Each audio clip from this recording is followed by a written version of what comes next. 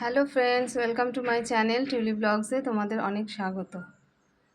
তো আজকে বৃহস্পতিবার, পুজো দিতে বসেছি। তো দেখো, এখানে দেখো আমার লোকনাথ বাবার যে আসনটা সাদা রঙের, এর আর একটা আছে, আমি অল্টার করে করে পাতি, মানে ওনার বসার এটা একবার ধুয়ে দিয়ে একবার পাতি। তো এটা কি করেছে, এইটা নিয়ে ইঁদুর চলে গেছে।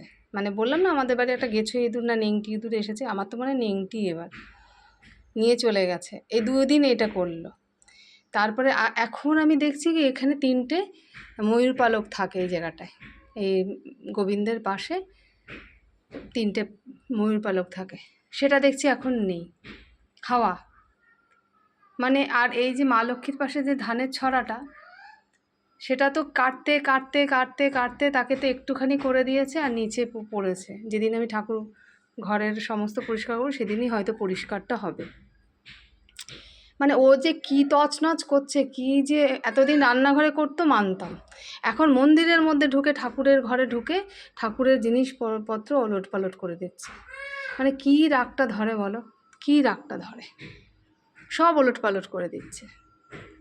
হ্যাঁ, মানে মাথাটা পুরো গরম হয়ে গেছে। 3টে ময়ূর পালক নিয়ে চলে গেছে, এতদিন আমি খেয়াল করিনি, হঠাৎ করে আজকে দেখছি। মানে এই কাল পরশুর মধ্যেই কাজটা করেছে। তারপরে দীঘা গেছিলাম, বাড়ি ছিলাম না, এর মধ্যেই করেছে কাজটা। আর লোকনাথ বাবা তো এই 2 দিন ধরে এই আসন নিয়ে চলে আছে। কী যে পছন্দ, ফুল নিয়ে চলে যাবে, আসন নিয়ে চলে যাবে। মানে কি করবো বুঝতে পারছি না এদের নিয়ে আমি, এই নেংটিটাকে নিয়ে। এখন কি করছে কি জানে, আরও কি অসভ্যতা করছে কে জানে। পুরো সব কিছু ওলট পালট করে দিচ্ছে আমার ঠাকুর মন্দির।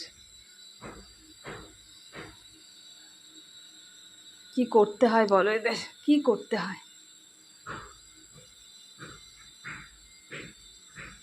তোমরাই বলে কি করব, কি করব একে।